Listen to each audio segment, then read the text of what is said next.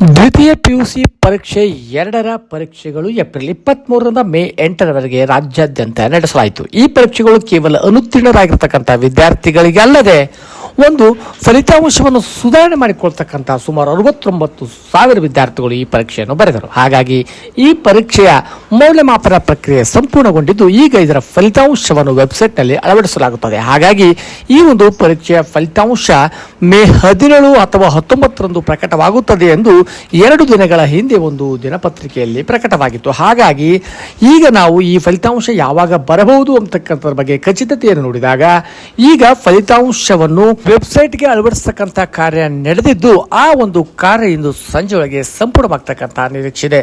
ಒಂದೊಮ್ಮೆ ಸಂಜೆ ಒಳಗೆ ಈ ಒಂದು ಕಾರ್ಯ ಮುಕ್ತಾಯವಾಗಿದ್ದೇ ಆದರೆ ನಾಳೆ ನಿಮ್ಮ ಪರೀಕ್ಷೆಯ ಫಲಿತಾಂಶ ಬರಬಹುದು ಅಂತಕ್ಕಂಥ ನಿರೀಕ್ಷೆಯನ್ನು ಇಟ್ಟುಕೊಳ್ಳಲಾಗಿದೆ. ಏಕೆಂದ್ರೆ ಒಂದೊಮ್ಮೆ ನಾಳೆಯ ಪರೀಕ್ಷೆಯ ಫಲಿತಾಂಶವಿದ್ದರೆ ಇಂದು ಸಂಜೆ ಒಳಗಡೆ ಕರ್ನಾಟಕ ಮೌಲ್ಯ ಶಿಕ್ಷಣ ಮತ್ತು ಪರೀಕ್ಷೆ ಮಂಡಳಿಯವರು ಅಧಿಕೃತವಾಗಿರ್ತಕ್ಕಂಥ ಪ್ರಕಟಣೆಯನ್ನು ಹೊರಡಿಸುತ್ತಾರೆ. ಇಂದು ಪತ್ರಿಕಾ ಪ್ರಕಟವಾಗಿದ್ದೇ ಆದರೆ ನಾಳೆಯೇ ಪರೀಕ್ಷೆಯ ಫಲಿತಾಂಶ ತಮಗೆ ಲಭ್ಯವಾಗುತ್ತದೆ. ಒಂದೊಮ್ಮೆ ಇಂದು ಪರೀಕ್ಷೆ ಫಲಿತಾಂಶಕ್ಕೆ ಸಂಬಂಧಪಟ್ಟಂತೆ ಯಾವುದೇ ಒಂದು ಅಧಿಕೃತವಾಗಿರ್ತಕ್ಕಂಥ ಪ್ರಕಟಣೆ ಬರದಿದ್ದರೆ ಮೇ 19ರ ಒಳಗಡೆ ನಿಮ್ಮ ಪರೀಕ್ಷೆಯ ಫಲಿತಾಂಶ ಬರ್ತಕ್ಕಂಥದ್ದು ಖಚಿತವಾಗಿದೆ. ಹಾಗಾಗಿ ವಿದ್ಯಾರ್ಥಿಗಳೇ ಇಂದು ಸಂಜೆವರೆಗೆ ಪರೀಕ್ಷೆಯ ಫಲಿತಾಂಶಕ್ಕೆ ಸಂಬಂಧಪಟ್ಟಿರ್ತಕ್ಕಂತೆ ಅಧಿಕೃತವಾಗಿರ್ತಕ್ಕಂಥ ಒಂದು ಪ್ರಕಟಣೆಯನ್ನು ನಿರೀಕ್ಷಿಸೋಣ. ಇಲ್ಲದೇ ಇದ್ದರೆ ನಾಳೆ ಸಂಬಂಧಪಟ್ಟಂತೆ ಅಧಿಕೃತವಾಗಿರ್ತಕ್ಕಂಥ ಪ್ರಕಟಣೆ ಬರುವುದು. ಹಾಗಾಗಿ ವಿದ್ಯಾರ್ಥಿಗಳೇ ನಾಳೆ ಇಲ್ಲವೇ ನಾಡಿದ್ದು ನಿಮ್ಮ ಪರೀಕ್ಷೆಯ ಫಲಿತಾಂಶ ಬರುವುದು ಶತಸಿದ್ಧವಾಗಿದೆ.